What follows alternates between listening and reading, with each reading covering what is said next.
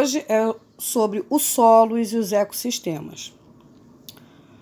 O solo é formado por uma mistura de sedimentos de rocha misturados com matéria orgânica morta em decomposição e decomposta. Esses sedimentos são formados por processos de erosão e intemperismo, que possuem como agente a água, o vento, a temperatura e a pressão. Eu não sei se vocês lembram, lá no 6º ano foi falado sobre o solo e o significado da palavra intemperismo. É o processo de transformação e desgaste das rochas e dos solos, né, através de processos químicos, físicos ou biológicos. O vento, a água são fatores que causam intemperismo. Os componentes do solo, além dos minerais, há uma grande diversidade de seres vivos no solo. Existem bactérias e fungos que são decompositores da matéria orgânica morta e devolvem os sais minerais para o solo, além de vermes, insetos e outros organismos. A composição do solo tem relação com a rocha que dá origem a ele, que é chamada de rocha-mãe.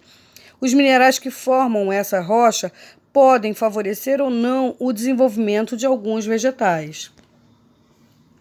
Camadas do solo. Nós temos na primeira camada, que é a superfície, né, a matéria orgânica.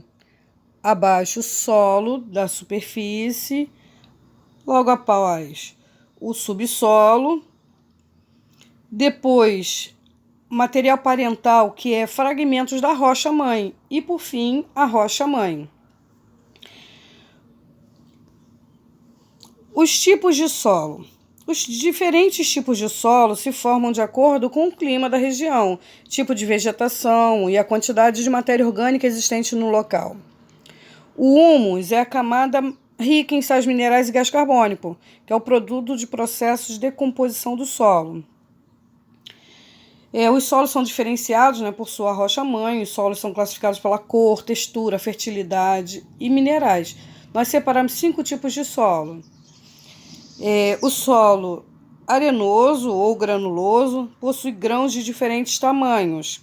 O principal componente desse solo é a areia, 70%, formada por mineral de quartzo, composto de dióxido de silício. Os grãos fazem com que o solo seja poroso e permeável. Assim, a água se movimenta facilmente pela areia e leva consigo os nutrientes. Esses espaços entre os poros fazem com que esse tipo de solo seque rápido e não retenha a umidade. É um solo pobre em nutrientes e a matéria orgânica que está constantemente sujeito à erosão. O solo argiloso, ele possui grãos muito pequenos, também chamados de microporos. Esses pequenos grânulos fazem com que o solo seja pouco permeável à água. Assim, ele retém mais nutrientes. Os minerais argilosos geralmente são silicatos de alumínio, magnésio e ferro. Já os solos classificados como calcários possuem mais de 30% do calcário em sua composição. Não é um solo muito fértil para o plantio. Muitas vezes ele é utilizado para corrigir o pH de outros tipos de solo. Os solos e a agricultura. O solo para cultivo precisa ser poroso na medida certa para permitir a irrigação. Assim, o percentual de areia deve estar em torno de 60% e o de argila 25%. Por fim, é importante que o solo tenha menos 10% de humus e 5% de calcário para a correção da acidez.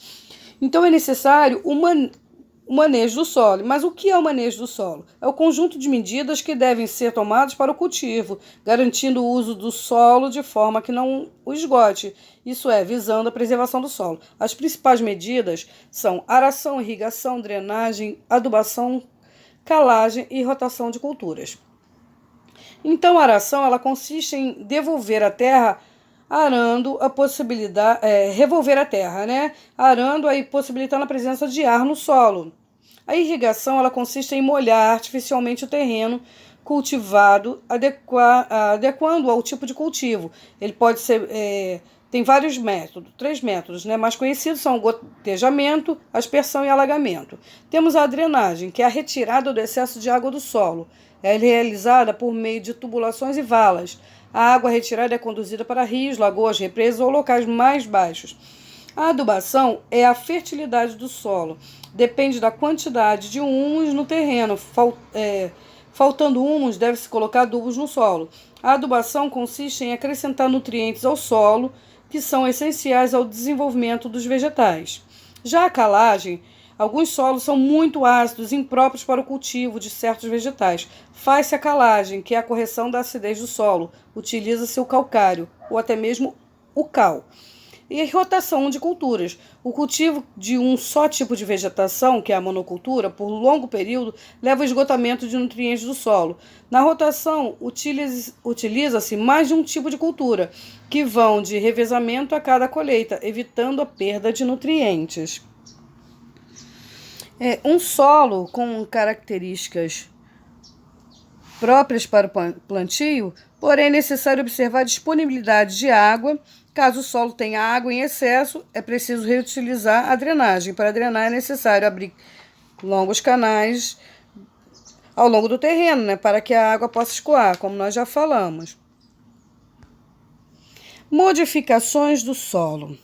O solo pode passar por modificações de causas naturais ou artificiais. A principal causa de alteração naturais é a erosão. Nos processos erosivos, há transporte de fragmentos das rochas e do solo. O desmatamento ou a retirada de grande quantidade de solo em um local pode intensificar a erosão. A erosão eólica é provocada pelo vento. As modificações nas paisagens costumam ocorrer a curto prazo, como na formação das dunas. A erosão pluvial, ou seja, causada pelas águas da chuva, pode ocasionar deslizamentos, assoreamentos de rios e rachaduras no solo. A erosão pluvial pode causar danos em construções que estejam nas bordas dos rios. Por fim, a erosão glacial é causada pelo atrito de fragmentos de geleiras que colidem com as rochas. A duna é um exemplo de estrutura formada pela erosão eólica. As modificações artificiais são causadas pelas ações antrópicas, ou seja, pelo homem. Ao longo de alguns anos, as queimadas, as práticas de monocultura e o desmatamento causaram mudanças em muitas paisagens. Apesar de ser uma operação de baixo custo para tirar as vegetações de determinado terreno, as queimadas são altamente tóxicas para a atmosfera. As queimadas também alteram o solo quimicamente e afetam a dinâmica dos ecossistemas, pois destroem seres vivos e seus habitats. A monocultura empobrece o solo e podem causar poluição com o uso excessivo de agrotóxicos. Os desmatamentos deixam o solo vulnerável e altamente dinâmico, e altera a dinâmica do ecossistema.